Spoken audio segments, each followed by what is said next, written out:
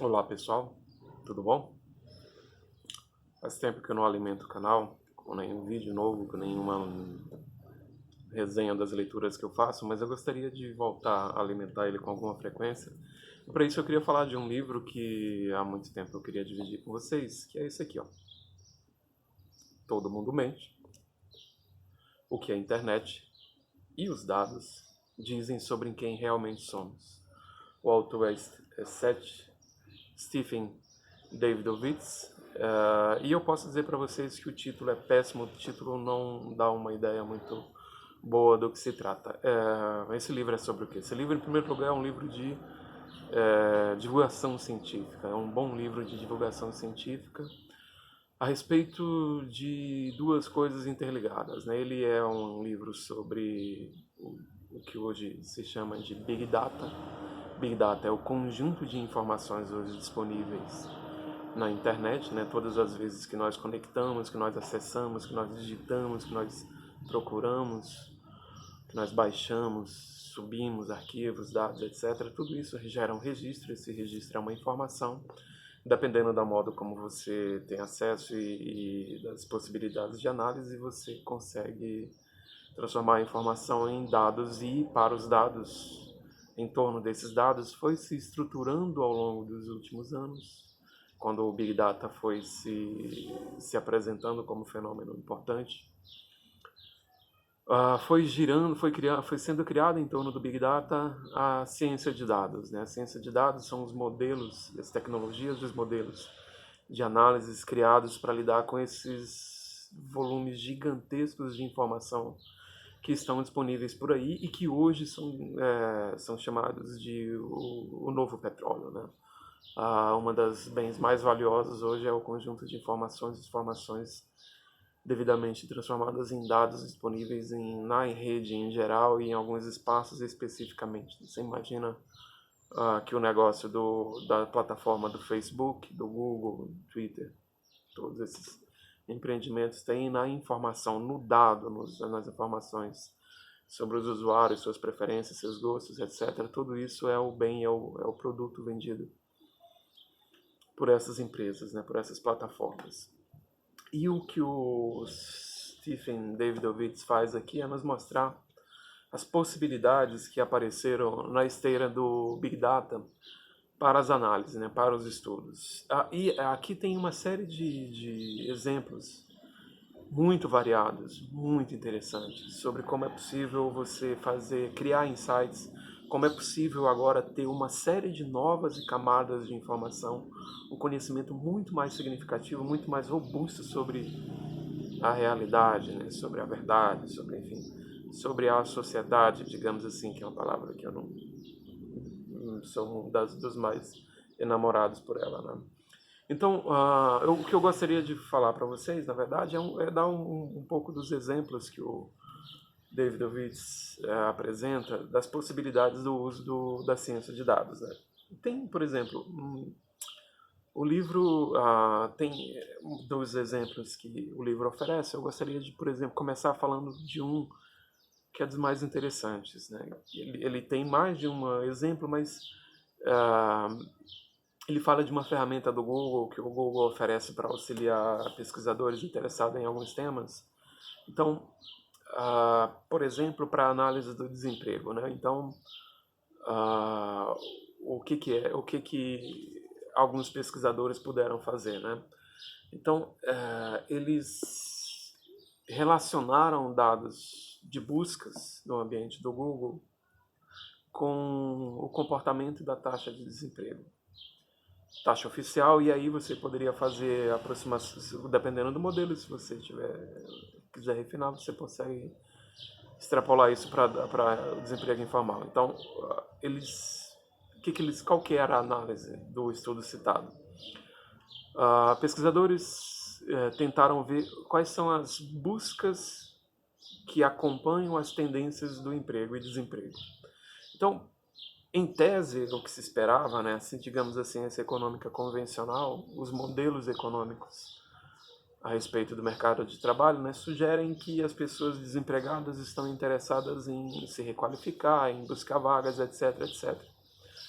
Porém, o que foi possível observar é que durante os períodos de aumento do desemprego, né, de desocupação da população, as buscas que aumentavam na mesma intensidade eram buscas relacionadas à pornografia. O que, se você pensar bem, faz muito sentido, porque o desemprego é um estado de tempo livre, né? As pessoas buscam distração, etc. Então, pornografia foi o item, né, o mais pesquisado nos locais, porque o Big Data também permite que você se centralize nos locais, no tempo. E desemprego estava associado à busca por pornografia. Da mesma forma, né, um estudo semelhante contrastou, né, esse estudo que eu acabei de citar, ele foi feito na esteira dos eventos, né, da quebradeira que houve a partir da crise de 2008, a falência dos bancos, enfim, um problema que nasce lá com os títulos podres que os bancos americanos alimentaram, né. Da mesma forma, durante esse período, né,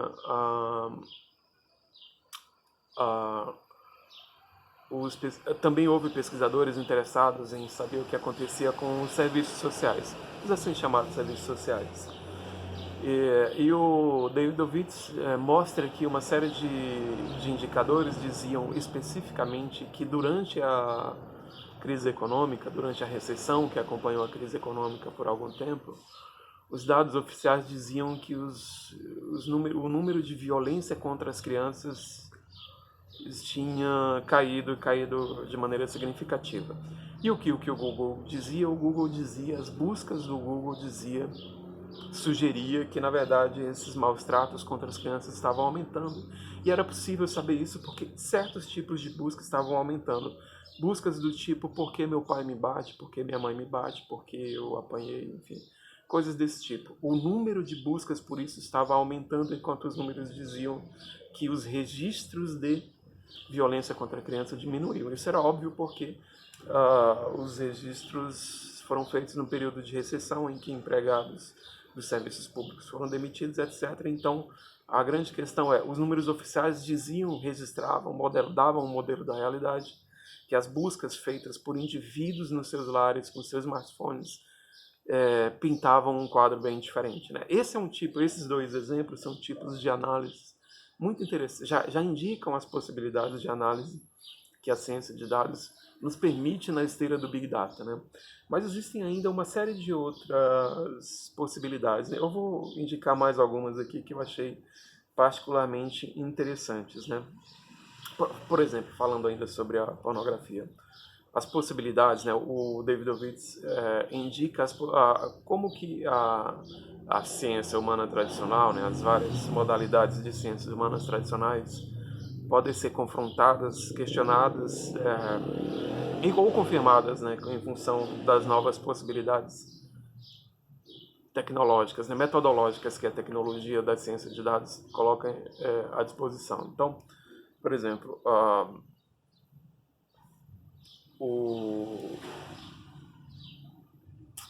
as teorias freudianas a respeito do complexo de Édipo, elas podem ser confirmadas através do registro dos sites de pornografia, na medida que uma série de pornografias, uma série de usuários registrados fazem buscas específicas por experiências, né, por vídeos pornográficos em que você tem alguma modalidade de incesto, né? Então,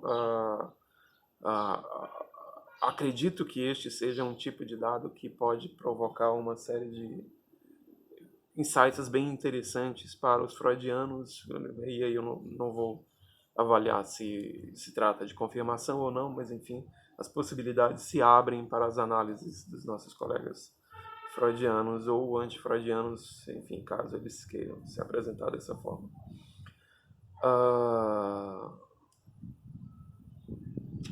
Ao mesmo tempo, né, por exemplo, o David Ovitz fala sobre a teoria do ato falho num outro momento interessante do livro, que sugere que certas possibilidades de erros na grafia, por exemplo, na escrita, seriam reflexos de desejos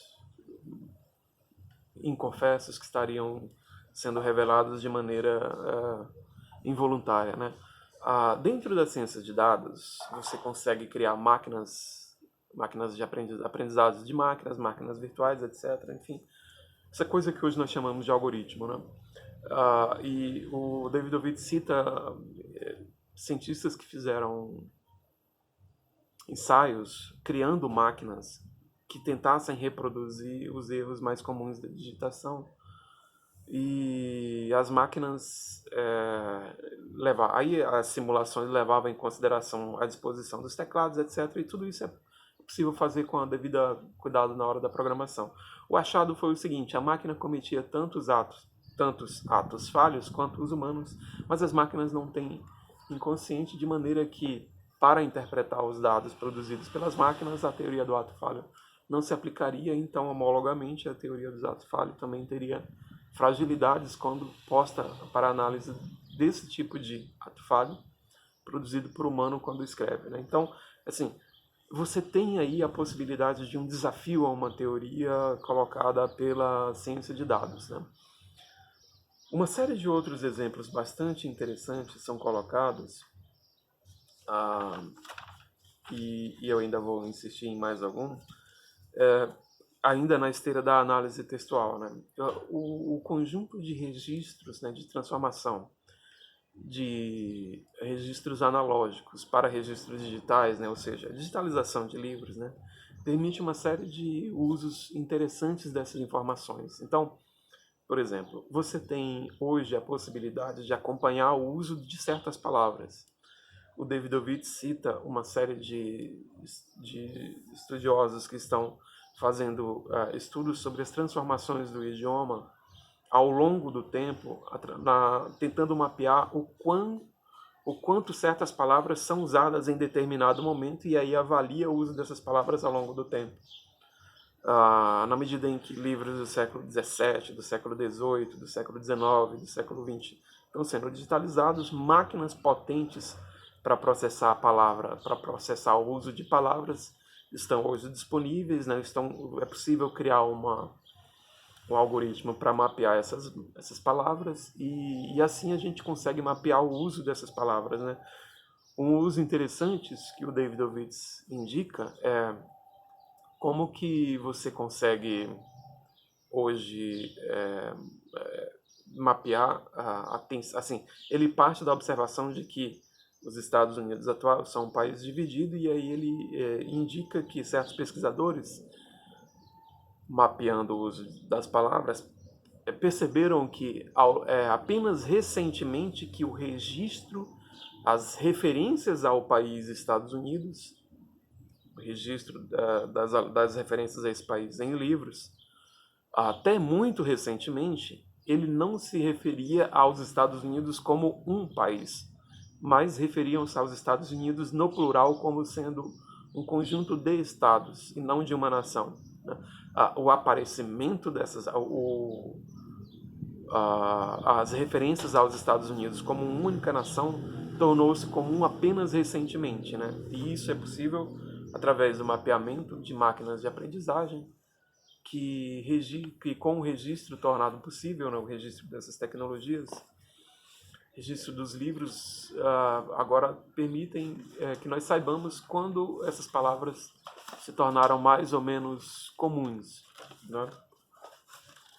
Então, essa é outro uso interessante. Outro uso posto pelo aprendizado de máquinas é o estudo de imagens, né? Você tem hoje escolas, ainda sempre nos Estados Unidos, né? Com mais frequência as informações são ambientadas nos Estados Unidos, então você tem o banco de dados de fotografias de formatura de estudantes do ensino médio, por exemplo. É possível fazer o estudo dessas fotografias e perceber quando as pessoas aprenderam a sorrir, ou mais especificamente, quando as pessoas foram ensinadas a sorrir nas fotografias, ou a sorrir nos vídeos, talvez se aplique a mesma coisa. O fato é que você consegue mapear um grande conjunto de dados de imagens de estudantes, de registro de formatura de estudantes do ensino médio. E durante boa parte do tempo, esses estudantes não sorriam. Eles sorriram a partir de determinado momento, e é possível saber que neste momento, a Kodak, especificamente a Kodak, passou a produzir campanhas publicitárias que associavam o registro fotográfico com o registro de momentos felizes, de exibição de felicidade, de emoções muito positivas, etc. E, enfim, isso acabou nos conduzindo ao mundo do Instagram e do selfie. Enfim, de maneira que é possível a gente acompanhar isso com esses bancos de dados. Certo? Existe um conjunto maior de informações no livro, alguns deles indicando tocando nos fenômenos políticos, outros indicando sobre os usos propriamente tecnológicos.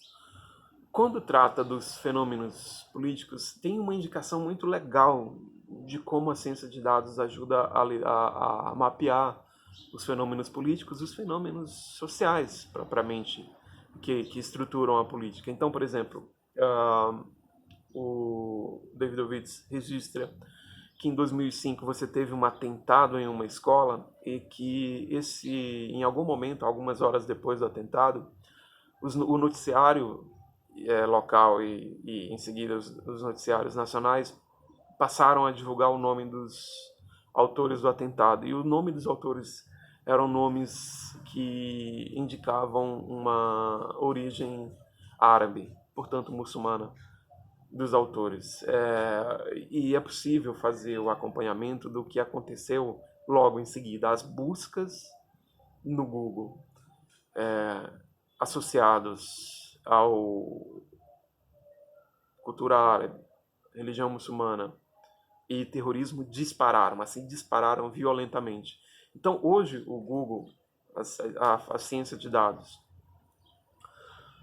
com as ferramentas apuradas para mapear as buscas do Google, consegue identificar instantaneamente certas reações, o efeito de certas manifestações de certos eventos. Né? Esse é um exemplo.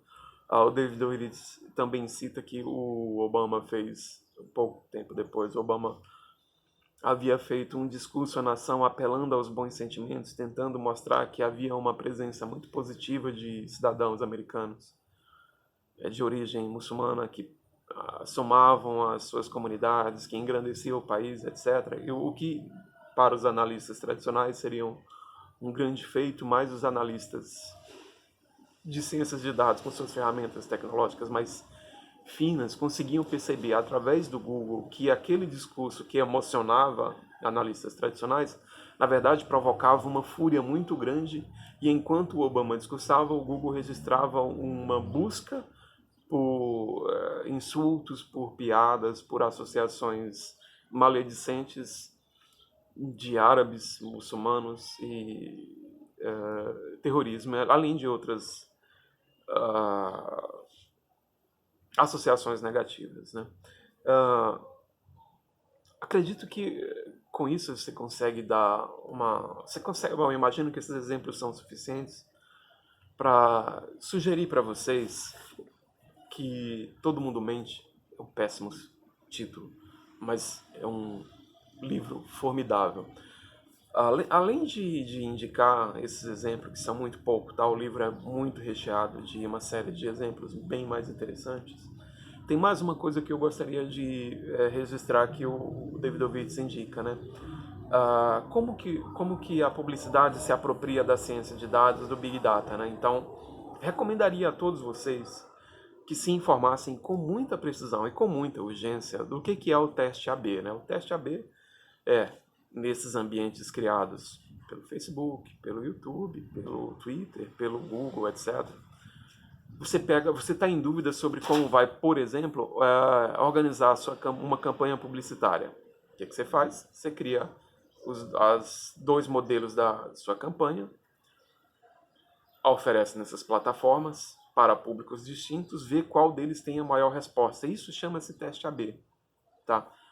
A campanha do Obama, por exemplo, foi toda construída através de testes AB. A campanha do Obama primeira campanha em especial, que é usada como modelo de uso inteligente da internet, ou seja, a campanha do Obama é um exemplo do uso da ciência de dados para a campanha política, né? O livro traz alguns exemplos de como a campanha do Obama, muitas vezes, em vários momentos, né? Toda ela, na verdade, foi estruturada com os recursos das ciências de dados e dessa ferramenta chamada Testes AB, que eu recomendo muito. Se informem o que é o teste AB. O teste AB está presente em toda parte. Essas possibilidades de você testar o que engaja, o que não engaja, rejeitar, criar, refinar cada vez mais formas de trazer as pessoas para o seu produto, para a sua ideia, para o seu público, etc. Boa parte do que se chama hoje de radicalização criada, a polarização, a radicalização criada nos ambientes virtuais, deve-se à potência dos testes AB. David Ovitz explica o impacto disso, recomendo muito que vocês se informem sobre teste AB, é uma questão de sobrevivência, inclusive. E recomendo muito, leiam, porque é uma apresentação muito amigável, muito fácil, muito acessível para o leigo e acredito que muito inspiradora também, né? De maneira que é isso, leiam, todo mundo mente, tá bom? Um abração.